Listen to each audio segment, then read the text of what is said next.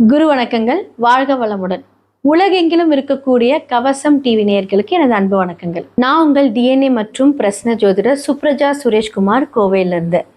இன்றைக்கு நம்ம பார்க்க போகிறது ஆவணி மாத பலன்கள். நிறைய நல்ல பண்டிகைகள் இந்த மாதத்தில் வரப்போகுது. கோகுலாஷ்டமி, அடுத்ததாக விநாயகர் சதுர்த்தி அண்டு மலையாளிஸ் ரொம்ப சிறப்பாக கொண்டாடப்படுகிற ஓணம் பண்டிகை. இது எல்லாமே ரொம்ப ரொம்ப ஒரு சிறப்பான விஷயங்கள் இந்த மாதத்தில் நடக்க போகுது. அடுத்ததான் இந்த உலகத்தில் நடக்கக்கூடிய சில மாற்றங்களை பற்றி நம்ம பார்ப்போம். பொதுவாக என்ன மாதிரியான காம்பினேஷன் இருக்குது அப்படிங்கிறதையும் நம்ம பார்ப்போம். சூரியன், கேது, புதன் இவங்க எல்லாருமே காலபுருஷ தத்துவத்தின் 5ஆம் வீட்டில் சேர்க்கை பெறுகிறார்கள். இந்த காம்பினேஷன் ஆல்ரெடி கும்பத்தில் ராகு இருக்காங்க. கடக வீட்டில் குரு தனித்து நிற்கிறார். அப்புறம் மிதுன வீட்டில் செவ்வாய் தனித்து நிற்கிறாங்க. சுக்கிரன் கன்னி வீட்டில் தனித்து இருக்கிறார். அடுத்ததாக பார்த்தீங்கன்னா சனி பகவான் காலபுருஷனோட வீட்டில் 12ஆம் வீட்டில் ஆல்ரெடி இருக்கார். இத்தனை காம்பினேஷன்ஸ் போயிட்டு வந்துட்டுருக்கு. இதில் மெயினாக பார்த்தீங்க அப்படின்னா இந்த சூரியன் யாரோட இணைந்து இருக்கிறார் அப்படின்னா கேது பகவானோட இணைந்து இருந்து, புதன் பகவானோட இணைந்து இருந்து அழகாக சமசப்தம பார்வை ராகு எல்லாரும் பார்க்குறாங்க. இந்த காம்பினேஷன் ஒரு எச்சரிக்கை கொடுக்குது அப்படின்னு தான் சொல்ல முடியும். இந்த எச்சரிக்கை எப்படி அப்படின்னா, நிறைய பேர் நிறைய ட்ராவல் பிளான் பண்ணியிருப்பீங்க. இந்த மாதத்தை கொஞ்சம் தவிர்த்திருக்கிறது நல்லது. அடுத்ததாக இன்னுமே பார்த்தீங்க அப்படின்னா காற்று அப்படின்னு சம்மந்தப்பட்ட விஷயங்கள், நிறைய தீ விபத்துக்கள், அடுத்ததாக நிறைய வெடி பிளாஸ்ட், யாருமே யோசிக்க முடியாத ஒரு பிளாஸ்ட். இது இதே காம்பினேஷன் நம்ம இதுக்கு முன்னாடி நம்ம பார்த்துருக்கோம். நம்ம ஃப்ளைட் கிராஷெலாம் பார்த்துருக்கோம். இதே காம்பினேஷன் என்ன அப்படின்னா, அப்போ சூரியன் கேது மட்டும் இருந்து பார்த்துருக்கேன். இப்போ புதன் இணைந்து பார்க்குறாங்க. ராகும் பார்க்குது. இந்த மாதிரியெல்லாம் இருக்கும்போது என்ன அப்படின்னா, மீடியா ஃபீல்டு இதில் நிறையா பாதிப்புகளை நம்ம பார்க்க போகிறோம். மீடியா ஃபீல்டில் இருக்கிறவங்களுக்கு பிரச்சனை. அதே மாதிரி கெமிக்கல் ஃபேக்ட்ரிஸ், ட்ராவலிங் பண்ணுறவங்க இதெல்லாம் கொஞ்சம் யோசித்து நீங்கள் இந்த மாதத்தை கொஞ்சம் கடந்தீங்கன்னா ரொம்ப நல்லாயிருக்கும் அப்படின்னு தான் நான் சொல்லுவேன். இதெல்லாமே கொஞ்சம் ஜாக்கிரதையாக இருக்கக்கூடிய ஒரு காலங்கள். மேஷம்லேருந்து மீனம் வரைக்கும் இந்த ஆவணி மாத பலன்கள் எப்படி இருக்குது? ஏன்னா சூரியனோட டிரான்சிட் ஆகஸ்ட் மிட்லேருந்து செப்டம்பர் வரைக்கும் இருக்க போகுது. இந்த டிரான்சிட் சூரியன் இங்கே இருக்கும்போது தான் அப்படின்னா என்ன சேர்ந்துருக்கிற கிரகம் அப்படி. இவங்களுடைய ராசிகளுக்கு எப்படி இருக்குது அப்படிங்கிறத நம்ம பார்த்துடலாம். சிம்ம ராசிக்காரர்களுக்கு இந்த ஆவணி மாத பலன்கள் எப்படி இருக்க போகுதுன்னு பார்க்கலாம்.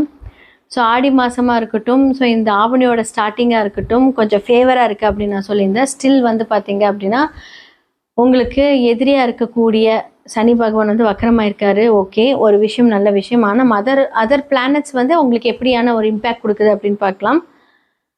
இல்லை உங்களுடைய லக்னத்தில் யார் இருக்காரு அப்படின்னா சூரியன் உட்காந்துட்டாரு. அடுத்ததாக கேது புதன் இருக்காங்க. நிறையா குடும்பத்துக்காக, அதே மாதிரி உங்களோட வீட்டில் உங்களுடைய சகோதரர்களுக்காக ஏதாவது ஒரு விஷயங்கள், உங்களோட மாமனாராக இருக்கட்டும், ஏதோ ஒரு புது புது மாற்றங்கள் விஷயங்கள் உங்களோட வாழ்க்கையில் இந்த மாதத்தில் நடக்கும்.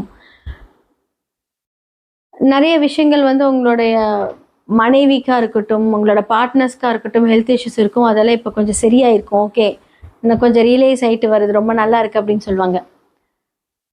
செவ்வாய் பார்த்தீங்க அப்படின்னா உங்களுடைய 11ஆம் வீட்டில் பகையோட வீட்டில் இருக்காரு. மூத்த சகோதரர்களுக்கு நீங்கள் என்னதான் செய்தாலுமே தொழில், அப்படி இல்லாட்டி பார்த்தீங்க அப்படின்னா சொத்து சம்மந்தப்பட்ட விஷயத்தில் இந்த டைமில் பிரச்சனை ஸ்டார்ட் ஆகிருக்கும். நிறைய பேர் குலதெய்வ வழிபாடுகள் போகலான்னு சொல்வீங்க. கேது அந்த இடத்துல இருந்துட்டு நிறைய தடைகளை கொடுப்பார். செவ்வாய் 11ஆம் வீட்டில் பகை வீட்டில் இருக்குது. பொதுவாக செவ்வாய் அப்படிங்கிறது பார்த்தீங்க அப்படின்னா உங்களுக்கு ஒரு பூமிக்காரகன். இட சம்மந்தப்பட்ட ஒரு பிரச்சனைகள் இருக்கும். குடும்பத்தில் அது உங்களுடைய சொத்து பிரிக்கிறதுக்கான வேலைகள் ஏற்படுமோ அதோட பிரச்சனைகளை ஸ்டார்ட் ஆகும். உங்களுடைய ஒர்க் மேனேஜ்மெண்ட் சைடில் உங்களோட ஹையர் அஃபீஷியல்ஸ் மூலியமாக சில பல தடைகள், உங்களோட ப்ரொமோஷன்ஸ்க்கு நீங்கள் போகிறீங்கன்னா அதற்கான தடைகளை இந்த காலகட்டத்தில் சந்திப்பீங்க. பண வரவுகள் வரும், அதெல்லாம் எந்த பிரச்சனையும் கிடையாது. நல்ல சம்பளம், நல்ல ஒர்க்கு, நீங்கள் ஒர்க் பண்ணுறதுக்கு உண்டான எல்லாமே வரும். சமுதாய ரீதியான ஒரு விஷயங்கள் வக்கரமாக இருந்தாலும் அது நல்லா இருக்குது. 8க்குரியவர் 9க்குரியவராக இருக்கட்டும். அந்த ஒரு விஷயத்தில் எந்த ஒரு கவலையும் கிடையாது. ஆனால் வழிகாட்டுதல் அப்படின்னு சொல்லக்கூடிய குரு உங்களுக்கு 12ஆம் இடத்துல, அது சந்திரனோட வீட்டில் மறைந்து இருக்கிறார், மறைந்து உச்சம் பெற்று இருக்கிறார். உச்சம் பெற்ற கிரகம் மறைந்தாலும் அது ஒரு நீச்சத்தன்மையை தரும். அப்போது யாராவது உங்களை கைட் பண்ணுறாங்க அப்படின்னா தயவு செஞ்சு கேட்டுக்கோங்க. அதை வந்து கன்ஃபார்ம் பண்ணாதீங்க. அவசரப்பட்ட எந்த முடிவும் இந்த காலகட்டத்தில் எடுக்காதீங்க. சொல்லுவாங்க, நீ வா, வெளியே வா, ஒரு பிஸ்னஸா வா, பார்த்துக்கலாம், நீ சின்னதாக இன்வெஸ்ட்மெண்ட் போட, இருக்கிற வேலையை விட்டுரு, நான் பார்த்துக்கிறேன் அப்படின்னு ஏதாவது ஒரு கன்வின்ஸ் பண்ணி உங்களை கூப்பிட்றாங்க. நான் சொல்கிறது ஒரு எக்ஸாம்பிள் தான். இதை நீங்கள் எப்படி வேணாலும் உங்களோட லைஃப் என்ன வருதோ அதை அப்ளை பண்ணிக்கோங்க. நீங்கள் ஒரு வேலையை விட்டு நீங்கள் வெளியே வந்து அவங்கள நம்பி வரும்போது அவங்க என்ன பண்ணுவாங்க அப்படின்னா உங்களுடைய நம்பிக்கையும் கெடுத்து விட்ருவாங்க. உங்கள் கையில் இந்த காசையும் வாங்கி உங்களை ஏமாற்றிடுவாங்க. ஏன்னா அந்த மாதிரியான ஒரு ட்ரபிள் ஃபேஸிங் டைம் தான் அது.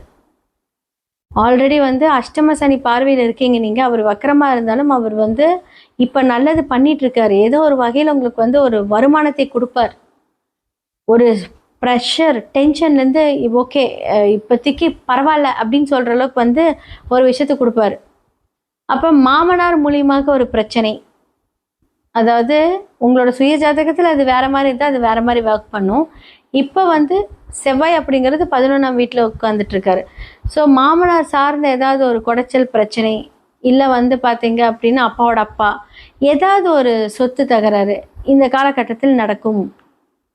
ஸோ புதன் லக்னத்தில் இருக்கும்போது நீங்கள் வந்து என்ன பண்ணுவீங்க அப்படின்னா பிளான் பண்ணுவீங்க. ஓகே, இந்த முன்னாடி இந்த பிரச்சனை வருங்கிறது யூகித்து அதற்குண்டான சொல்யூஷன் எடுப்பீங்க.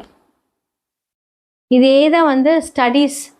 புதுசாக மாணவர்கள் நீங்கள் படிக்கிறீங்க அப்படின்னா சில ஸ்ட்ரகிள்ஸ் அப்டக்கல்ஸ் இருக்கும், ஆனால் சூப்பராக படிச்சிருவீங்க. இதே நீங்கள் பெண்களாக இருக்கீங்க அப்படின்னா முடிஞ்சளவுக்கு உங்களோட ஜாதகத்தை பார்த்துக்கோங்க. ஏன்னா 11ஆம் வீட்டில் பகை வீட்டில் செவ்வாய் வந்து தனித்திருந்து உங்களுடைய குடும்பத்தை பார்க்கிறார். அப்போ என்னன்னா குடும்பத்தில் சில கிளாஷஸ், ஒரு திடீர் முடிவுகள், திடீர் மாற்றங்கள், திடீர்னு சொல்லக்கூடிய ஒரு விஷயங்கள் சடனாக வந்து அப்படியே ஒரு பிளான் பண்ணிட்டே போவீங்க, அது அப்படியே கட் ஆகிடும். ஸோ ஜாக்கிரதை. ஏன்னா வந்து செவ்வாய் 4ஆம் பார்வையாக தன்னுடைய உங்களுடைய 2ஆம் வீட்டை பார்க்குறாரு. அப்போ வருமானம் யோசிச்சுட்டு இருக்கீங்க, யார்கிட்ட கொடுத்த காசு வரணும்னு நினச்சிங்கன்னா அதில் ஒரு தடையை கொடுப்பாரு செவ்வாய். ஸோ பொதுவாக வந்து 5-10க்குரியவர் வந்து உங்களுடைய 11ஆம் வீட்டில் இருக்கார். சொல்லுவாங்க 11ஆம் வீட்டில் எந்த கிரகங்கள் இருந்தாலும் ரொம்ப நல்லா இருக்கும், லாபத்தை தரும். அது உங்களுக்கு அந்த மாதிரியான விஷயங்கள் கிடையாது. லாபத்தை விட அந்த இடத்துல வந்து சிறிதளவு ஒரு பிரச்சனைகளை கொடுப்பார். அப்போ வந்து பிஸ்னஸில் வந்து நீங்கள் ஒரு விஷயத்தை கொண்டுட்டு போவீங்க, சடனாக உங்களோட கோவத்தினால என்ன பண்ணுவீங்க, அந்த பிஸ்னஸே வேண்டாம், அப்படி என்ன நம்ம ஒர்க் பண்ணணும் அப்படின்ட்டு ஒரு கோபத்தினால் அந்த ஒரு பிஸ்னஸோ இல்லை ஒரு காரியமோ வந்து தடைபடக்கூடிய ஒரு மாதம் தான் இந்த மாதம். ஸோ கோபத்தை கண்ட்ரோல் பண்ணிக்கோங்க. முடிஞ்சளவுக்கு வந்து யோசித்து நிதானித்து ஒரு விஷயத்த மூவ் ஆன் பண்ணிக்கோங்க, ரொம்ப நல்லாயிருக்கும். இந்த மாதத்தில் யாருக்கெல்லாம் ஃபேவர் அன்ஃபேவர் எல்லாமே நம்ம பேசியாச்சு. இது எல்லாமே பொது பலன்கள். இப்போ வந்து நான் சொன்னேன் வீடியோ ஸ்டார்டிங்கில் நிறைய பிரளயங்கள் நடக்கும் அப்படின்னு நான் சொன்னேன். அரசியலில் நிறைய மாற்றங்களும் நடக்கும் இந்த காலகட்டத்தில். அப்போது அரசு தொடர்பு அரசியல் சார்ந்தவர்களுக்கெல்லாம் இந்த மாதத்தில் பிரச்சனைன்னு கேட்டால் கம்ப்ளீட்டாக பிரச்சனை. அதான் நான் சொன்னேன், யாருக்கெல்லாம் நல்லது நடக்கும்னு நினச்சிங்களோ அவங்களுக்குலாம் வந்து பார்த்திங்கன்னா ஆப்போசிட்டாக நடக்கும். யாரெல்லாம் இதை நமக்கு நடக்கவே நடக்காதுன்னு நினைக்கிறோம் அவங்களுக்கு வந்து அப்படியே ப்ளூமாக இருக்கும்.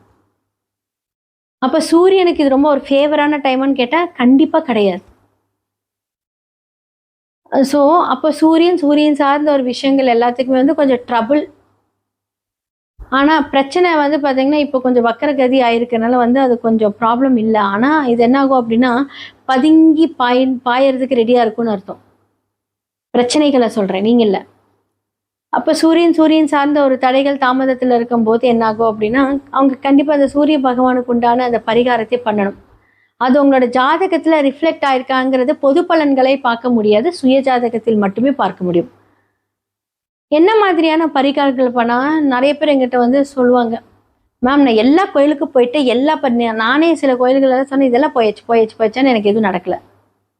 அப்போ 9 அப்படின்னு சொல்லக்கூடிய கோவில் அப்படின்னு சொல்லக்கூடிய ஒரு கிரகங்கள் ஏதாவது ஒரு பிரச்சனையிலையோ இல்லை வக்கரமாக இருக்கோ அப்படின்னா நீங்கள் கோயிலுக்கே போனாலுமே என்ன ஆகும் அப்படின்னா அது பலன்கள் நடக்காது.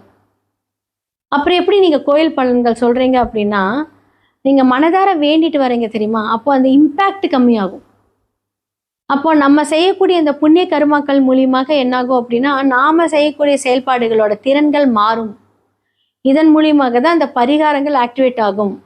அது எப்போ ஆகும், நீங்கள் ஒரு போன வருஷம் போய் பரிகாரம் பண்ணிட்டு வரீங்க. ஃபார் எக்ஸாம்பிள் உங்களுக்கு திருமணம் நடக்கல, லாஸ்ட் இயர் வந்து எல்லா பரிகாரமும் பண்ணியாச்சு, ஆனால் ஸ்டில் எனக்கு வந்து மாப்பிள்ளை கிடைக்கல, திருமணம் நடக்கல, தொழில் அமையல, இல்லை தொழிலில் நஷ்டம் வருது, எல்லாம் பண்ணியாச்சு, ஏன் நடக்கல அப்படின்னா இதை எப்படி நம்ம ஆக்டிவேட் பண்ணுறோம்?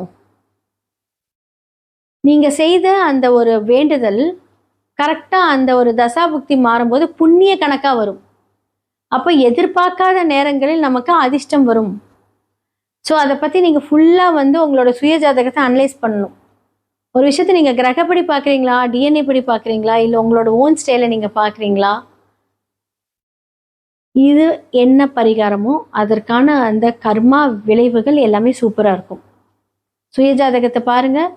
ஸோ ஸ்டோன்ஸ் மூலிமா ஆக்டிவேட் பண்ணலாம். அண்டு வாஸ்து பிரச்சனைகள் எதுவாக இருந்தாலும் நீங்கள் அழைக்கலாம். எல்லாத்துக்குமே சொல்யூஷன், தி பெஸ்ட் சொல்யூஷன் இருக்குது. கண்டிப்பாக இதே மாதிரியான ஒரு விஷயங்கள் அடுத்தடுத்த இதில் உங்களை நான் வந்து சந்திக்கிறேன். வணக்கம்.